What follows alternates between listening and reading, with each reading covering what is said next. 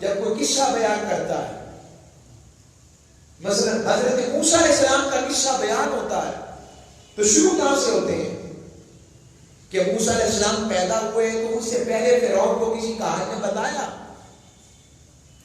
کہ تمہاری اس بنی اسرائیل کی آج میں سے ایک شخص پیدا ہوگا جو تمہارے تخت کو تاراج کرے گا. تو اس نے حکم دیا کہ کوئی بیٹا زندہ نہیں رہنا چاہیے.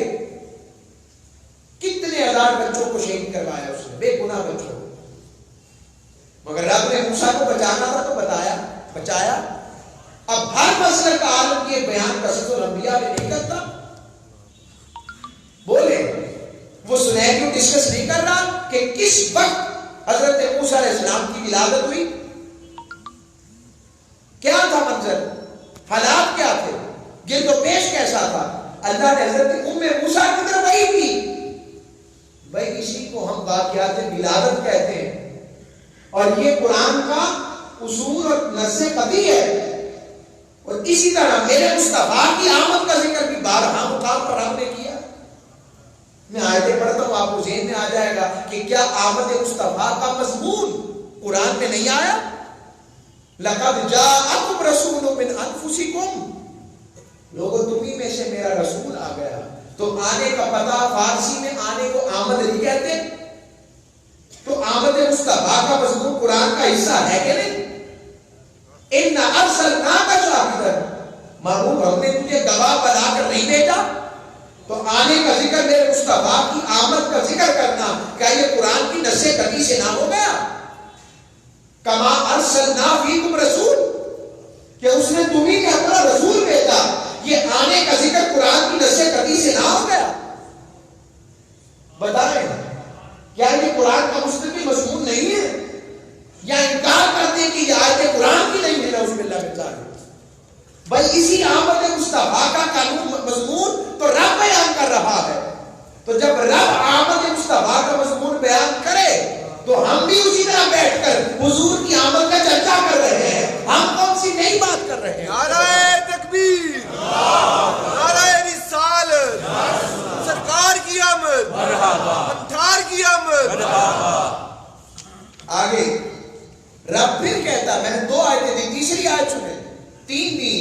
پھر رب نے کہا یا ایھا الناس قد جاءکم برہان، کیا تمہارے پاس میرے ہونے کی سب سے بڑی دلیل میرے مصطفیٰ کی صورت میں، ذات کی صورت میں آ نہیں گئی؟ پھر آنے کا ذکر، پھر کہا یا اہل الکتاب قد جاءکم رسولنا، بے شک تمہارے پاس ہمارے یہ رسول تشریف لائے. تو یہ آمد مصطفیٰ کا مضمون نہیں ہے؟ آگے آئیں، حضرت عیسیٰ علیہ السلام آمد مصطفیٰ کا ٹھیکہ بجا رہے ہیں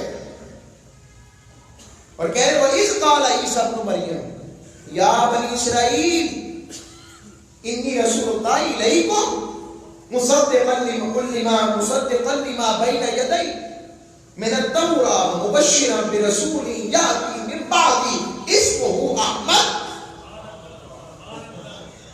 اب ترجمہ دیکھیں، محبوب وقت یاد کرو جب بنی اسرائیل کے سامنے میرے عیسیٰ نے خطاب کیا.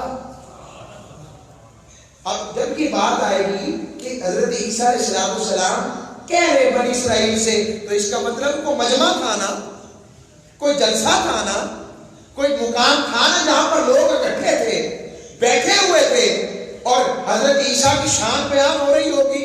کہتے ہوں گے کیا شان ہے ہمارے نبی کی کہ وہ مردوں کو زندہ کرتے ہیں.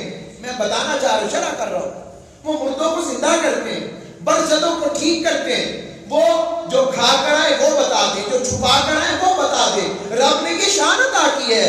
تو اچانک عیسیٰ علیہ السلام بولے اور خطاب کیا انی رسول اللہ علیکم، بے شک میں تمہاری طرف اللہ کا رسول ہوں، مصدقا لما بین یدی، اور اس کی تصدیق کرتا ہوں جو تمہارے ہاتھوں میں تورات ہے.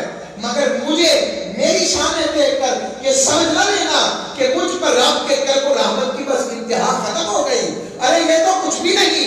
وَمُبَشِّرًا، میں خوشخبری سناتا ہوں، بِرَسُولٍ يَأْتِي، جس کی شان یہ ہے آیا نہیں مگر عیسیٰ اس کی آمد کا تذکرہ کر رہا ہے، اس کی آمد کا ذکر کر رہا ہے.